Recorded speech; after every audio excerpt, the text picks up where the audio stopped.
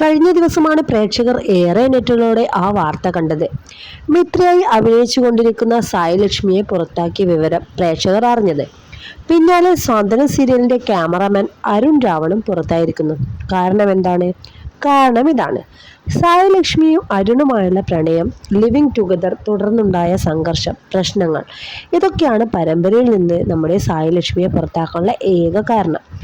അതുപോലെ തന്നെ സീരിയൽ ക്യാമറമാനായി പദവിയിൽ നിന്ന് അരുണിനെയും പുറത്താക്കിയിരിക്കുന്നു.